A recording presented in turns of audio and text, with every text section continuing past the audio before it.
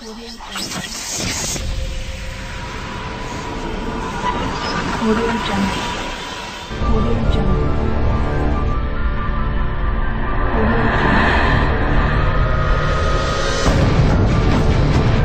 everybody, Wild Man Wes here. I'm Rebecca. And welcome to day 16 of SHOCKTOBERFEST 2024. So for today's episode, Becca decided to pick this movie, and you know what, hey, this one is 2016's I Am the Pretty Little Thing That Lives in This House. Say that 5 times fast. That. So, anyways, this movie is about a young nurse who moves into this house in Massachusetts to help a retired writer with dementia with her daily routine. Now, this nurse was a bit of a fan of the author, so while she's going through the house, she looks through the old manuscripts of the author's work, and she starts noticing some odd things within the manuscripts, as well as things going around the house. And in the midst of all of that, she starts having nightmares where she's reenacting the moments in these stories as the main character. And as that's going on, the house starts to deteriorate one by one. And when the nurse decides to talk to the author about it, the author starts having an episode and starts referring to the nurse as the character in her books and starts saying, "Why did you betray me? Why did you leave me?"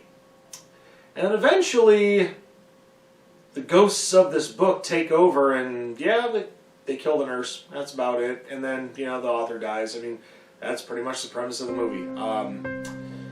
I feel like I just watched the movie for the first time. Yeah, well, that makes 2 of us. So we're going to talk about what we like and what we don't like about the film. Rebecca, since you chose the movie, you get to go first on what you like. Yup.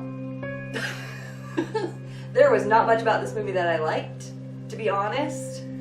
I found the whole thing confusing, and whether it was that it was confusing or that it just was not enough to hold my attention. Okay. I honestly really could not focus on the movie and don't really know what it was actually about. Yeah, I mean, to be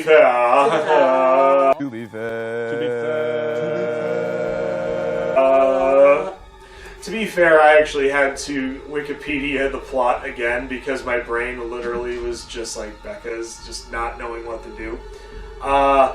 I liked the imagery. I liked the darkness about it.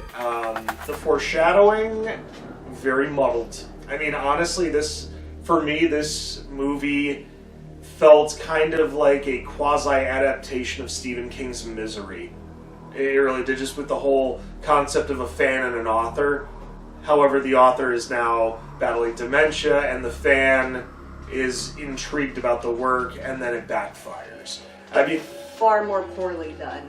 Yeah, because what we don't like about it, just basically what we don't like about it. It's just it took an hour and a half basically of a build-up for this movie to give us an idea of what was going on with the house.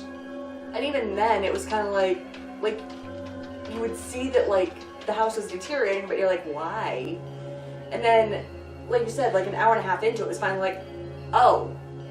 Okay, well, my brain is so far beyond that now, We're not going to spoil that part because, I mean, we want you to watch it for yourself. It is on Netflix because this is one of these don't say we didn't warn you movies. I know earlier, a couple days ago, there was a mulligan with Mind Killer, but this one, I mean, I realize we do actually have quite a few mulligans this year. I feel like if I watch it again, knowing a little bit more of what was going on, I would actually focus on it more. So I feel like it's almost worth a rewatch. Yeah, I mean, worth a twofer. How about that? Worth a twofer? Okay. I accept that. Well, I mean, this is going to be a very short episode. I mean, wow. Like I said, folks, I mean, I was trying not to have any mulligans, and then with Mind Killer, that was a mulligan, and this one was just oofa. I mean, we're going to grade it. I'll go first, I mean, because I have a feeling I know what Becca's going to say for her grade. I'm going to be a little lenient on this one. I'm going to give this one a solid D+. we'll give it a D+ because they tried, and I appreciate the imagery, but story-wise, I was just kind of like, ugh, I zoned out. That's fair. I would probably go with a D- for the fact that I am willing to watch it again, but that's about it. That's fair. Well, we hope you enjoyed this quick little review of I Am the Pretty Little Thing That Lives in This House, and... Say it 5 times fast. Make sure that you leave a thumbs up, and if you've watched this movie and you don't agree with us at all, we totally get it. Yeah, leave that thumbs down, it's alright. Also, make sure you share on social media, but most importantly, you push that little red button and ring that bell for instant notifications. Exactly.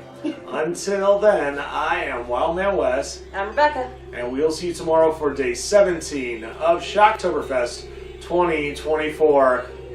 Wait, we don't have another mulligan, do we? Oh. No, we said no mulligans this year. Yeah. Well, I'll have to look at the notes again. Other than that, stay scared, kitties.